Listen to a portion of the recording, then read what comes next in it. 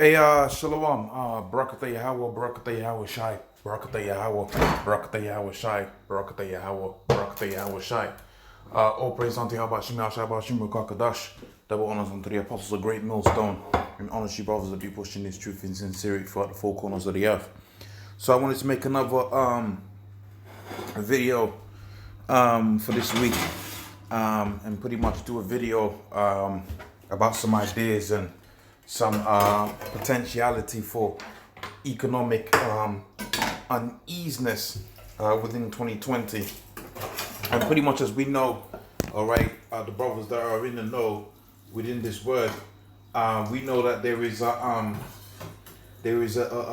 storm that's brewing in the background, because you got these elites, all right, that have set up for this chip to be issued out throughout the four corners of the earth. And in order for this chip to be issued out throughout the four corners of the earth, well, you're gonna need a need. You're gonna need a reason to have this chip. Okay, you're gonna need to have a problem that they need to fix, and the only way to fix that particular problem that they're gonna create, which is, you know, just to give you just to spoil the story for you, all right, that economic situation that's gonna happen, all right.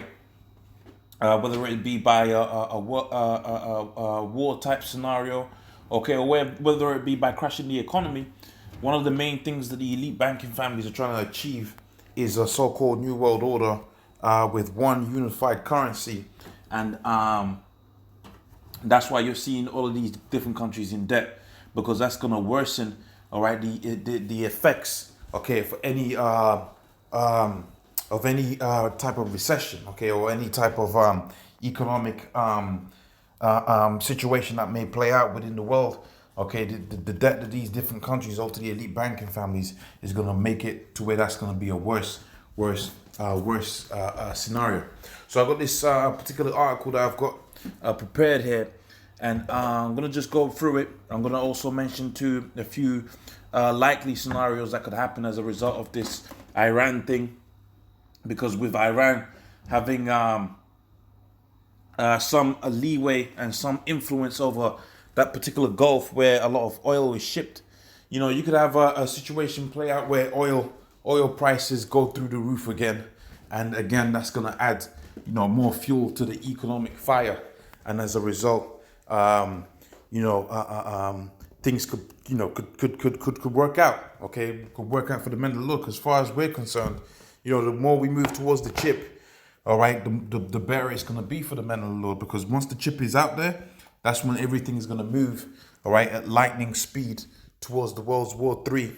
And with the World War III happening and being out there as a reality out there, the Heavenly Father is going to send His Son, Yahweh Shai, to deliver us from the position of servitude that we have underneath Esau, the red Hebrew Edomite, who are the elite banking families and their minions on down who rule the world right now. Okay, so without much further ado, let me get into this. It says global recession, a serious danger in 2020, says UN.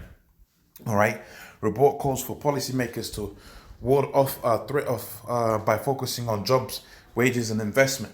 Now that's an interesting statement that they push out there, and that's how they have the people believe that there is some type of solution or some type of hope, all right, after all is said and done. And the reality of the situation is that there is no hope after all is said and done. Excuse me, I'm just doing a few bits and pieces in the background. You know, you got to multitask with this truth. You know, when the spirit hits you, don't matter what you're doing. You know, obviously, you know, that's not an instruction. You know, you have brothers out there doing videos at work. But pretty much, like I was saying, these elites will have you believe that there is some magic button that could be pressed, and everything's gonna be all well, and, you know, prosperity is gonna be increased.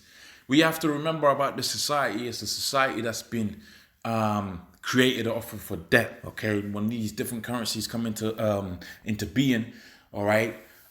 They come into being by being borrowed into existence. That's why it's called currency, because it's the flow of debt. All right, the elite banking families issue out these different loans to these central banks, and then that's how you have the currency coming into existence. And then you have fractional reserve banking, and then the whole cycle just goes exponentially more into a grievous state of indebtment, man. It's just more debt on top of debt, more debt on top of debt. And that's how the elites want this whole thing to be, because with an increased amount of debt on the people, then there's more dependency on credit as opposed to more self-sufficient individuals. Let's give you an example. If you have a so-called a developing country, and you got some poor and some rich, what there is a tendency to do is you're gonna have some people that are gonna be self-sufficient. Okay, they're gonna be people out there that can grow their own crops and this, that, and the third, right? Now, when you start having that as an emerging economy, then there is a dependency now not on people being self-sufficient, but rather on people being dependent on their jobs. Their jobs are going to be dependent on what? Their jobs are going to be dependent on a line of credit. Okay, that line of credit is going to be dependent on the government borrowing from these different central banks. And then the cycle repeats and repeats and repeats to the point where you have countries like Venezuela in all types of debt. You can't pay it off. They need, some kind of way out. And they got all types of resources, but guess what? They basically sold their country to what? To the elite banking families. All right, continuing on, it says, weaker growth in both advanced and developing countries means the possibility of a global recession in 2020 is a clear and present danger, the UN warns.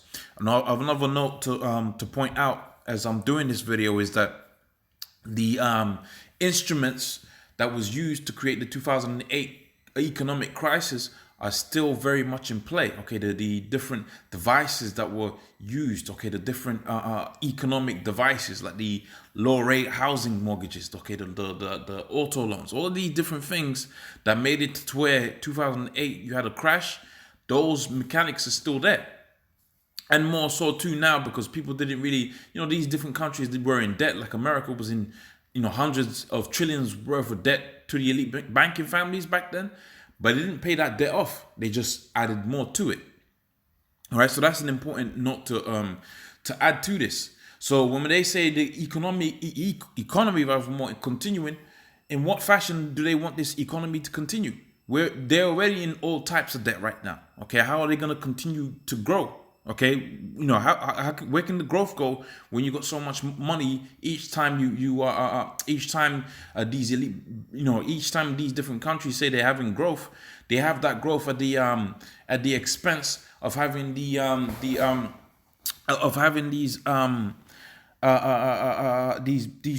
countries and these people sold onto the elite banking families, man.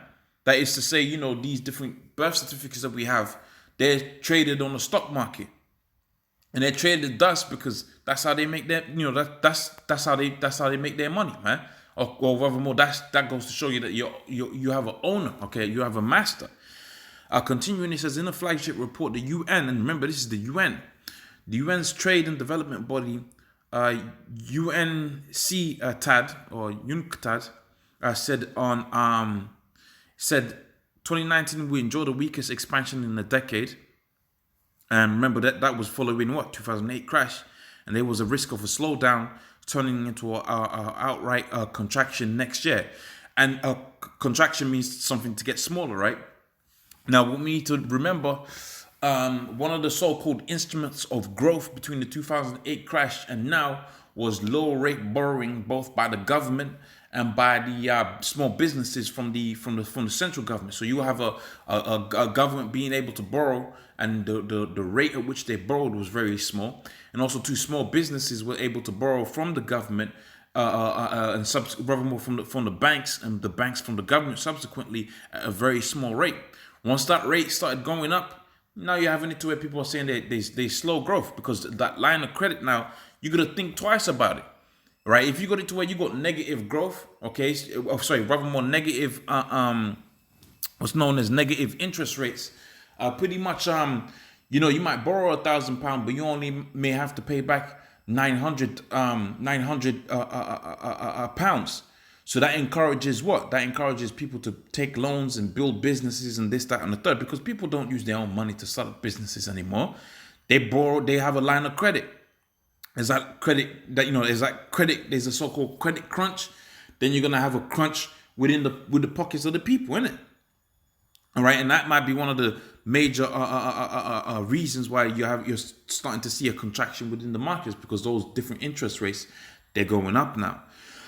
The UN said warning lights were flashing around trade wars, currency gyrations, that means currency going up and down, the possibility of a no-deal Brexit, and the movement in the long-term interest rates. Okay, remember, like I said, long-term interest rates, but there was a little sign that policymakers were prepared for the oncoming storm, because everybody's got their head buried underneath the sand, okay? And the elites will have it so, because as long as the people are dumbed down and docile, then they can make a move on them, man. They could have this whole economy crash without these people realizing. And when these people realize that, the line of credit is gone, there's no money to be had, there's no food and this, that, and the third, they're going to offer out that chip as a means of a way out. So that article's there, and you can read it for yourself. I'm going to go to this, to the scripture in mind, which is the book of Revelations, the 13th chapter and the 16th verse. And it says, and he calls it all, both small and great, rich and poor, to receive a mark, of more rich and poor, free and bond, to receive a mark in their right hand or in their foreheads, and that no man might buy or sell save that he have the mark of the beast. And again, like I said, I'm not saying that this is going to be the situation that's going to have the world's war, the chip be issued out there, but it's a likely scenario. Okay, so with that, I'm gonna say all praise unto Yahweh, Shimi, double honors unto the apostles of Great North Dawn, and honestly brothers that be pushing this truth in sincerity. Shalom.